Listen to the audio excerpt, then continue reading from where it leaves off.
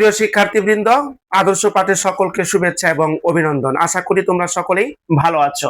প্রিয় শিক্ষার্থীবৃন্দ, এখন আমরা যে বিষয়টি নিয়ে আলোচনা করতে যাচ্ছি, বিষয়টি হচ্ছে এইচএসসি 2025 শিক্ষার্থীদের জন্য আইসিটি বিষয়ে প্রস্তুতিমূলক আলোচনা। প্রিয় শিক্ষার্থীবৃন্দ, তোমাদের মধ্যে এমন কিছু স্টুডেন্ট রয়েছে যারা আইসিটির কথা শুনলেই হতাশ হয়ে পড়ো। কেন?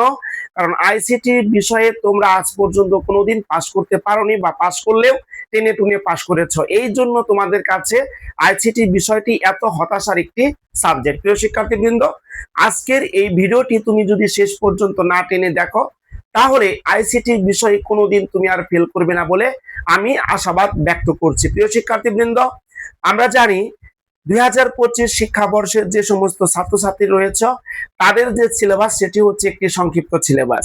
আমরা জানি যে আইসিটি বিষয়ের যে বইটি রয়েছে সেখানে আমাদের অধ্যায় হচ্ছে 6টি, কিন্তু তোমাদের এই সংক্ষিপ্ত সিলেবাসের কারণে অধ্যায় হচ্ছে 5টি।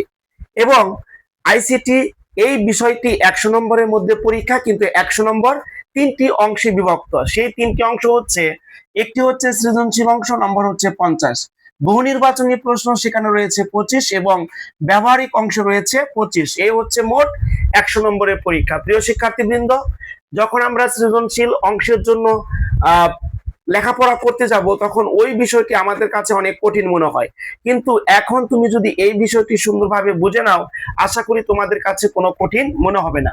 প্রিয় শিক্ষার্থীবৃন্দ, আমাদের বই রয়েছে মাত্র 5টি অধ্যায়। এই 5টি অধ্যায়ের মধ্য থেকে আমাদের প্রশ্ন আসবে 8টি, তোমাকে দিতে হবে 5টি, নম্বর হচ্ছে 50।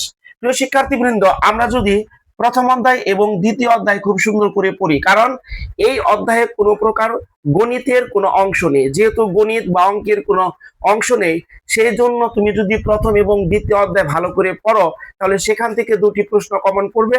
এই 2টি প্রশ্নের জন্য তুমি নম্বর পেয়ে যাবে 20।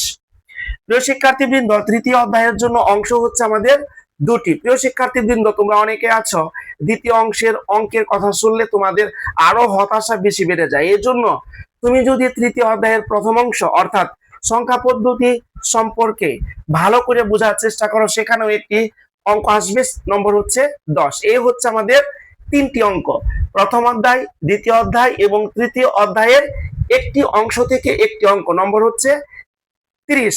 এই 30 নম্বর তুমি যদি ভালোভাবে অ্যান্সার করতে পারো, যেহেতু আমরা জানি 50-এর মধ্যে পাস হচ্ছে 17, তুমি যদি খুব সুন্দরভাবে এই 3টি অঙ্ক উত্তর করতে পারো, তাহলে সেখানে নম্বর হচ্ছে 30। 30-এর মধ্যে তুমি 17 তো অবশ্যই পাবে, তার চেয়েও তুমি বেশি নম্বর পেতে পারো এবং পাবে যদি তোমার মধ্যে সেই নিশ্চয়তাটুকু থাকে। প্রিয় শিক্ষার্থীবৃন্দ, আশা করি আমরা সকলেই কিভাবে পাস করতে পারবো সেটি বুঝে গেছি। কিন্তু প্রিয় শিক্ষার্থীবৃন্দ, তোমাদের মধ্যে অনেকে আছো যারা A+ পাওয়ার প্রত্যাশা করো, কিন্তু এই 5টি অধ্যায় তোমরা পারো না। কিন্তু প্রিয় শিক্ষার্থীবৃন্দ, তোমরা কি এটা জানো যে আমাদের 5টি অধ্যায় শিখলেই যে তুমি A+ পাবে, আর তার মধ্য থেকে যদি একটি অধ্যায়ে কম শিখো তুমি A+ পাবে না? এটা এই কথার কোনো ভিত্তি নেই। প্রিয় শিক্ষার্থীবৃন্দ, তোমরা যদি 4টি অধ্যায় শিখো তাহলেও তোমরা A+ পাবে, এটা আমি সিওরিটি ভাবে বলতে পারি। কেন? কারণ প্রথম অধ্যায়, দ্বিতীয় অধ্যায়, তৃতীয় অধ্যায়ের 2টি অংশ, তুমি যদি তৃতীয় অধ্যায়ের 2টি অংশ ভালো করে শিখো, তাহলে সেক্ষেত্রে এখান থেকে 2টি, এখান থেকে একটি, এখান থেকে একটি, 4টি অঙ্ক তুমি ভালোভাবে পারলে সেখানে 40। এবং চতুর্থ অথবা পঞ্চম অধ্যায়ের যে কোনো একটি অধ্যায় তুমি যদি ভালো করে শিখো, তাহলে সেখান থেকেও আরো একটি অঙ্ক দিতে পারবে। তাহলে তোমার কিন্তু 5টি সৃজনশীল দেওয়া হয়ে গেল, তোমার 50 নম্বর এখানে এসে যাবে। প্রিয় শিক্ষার্থীবৃন্দ, এই 50 নম্বর তুমি যদি ভালোভাবে অ্যান্সার করো, তাহলে অবশ্যই তুমি কিন্তু সেখানে 40-42 নম্বর পাবে, অর্থাৎ তুমি A+ নম্বর পেয়ে গেলে। প্রিয় শিক্ষার্থীবৃন্দ, আশা করি বিষয়টি তোমরা সকলেই বুঝতে পেরেছো। আজ এই পর্যন্ত। আমরা পরবর্তীতে তৃতীয় অধ্যায়ের যে প্রথম অংশ সংখ্যা পদ্ধতি সেটি নিয়ে শেষ মুহূর্তের যে আলোচনা সেটি করব পরবর্তী ভিডিওতে। আজ এই পর্যন্তই, ধন্যবাদ।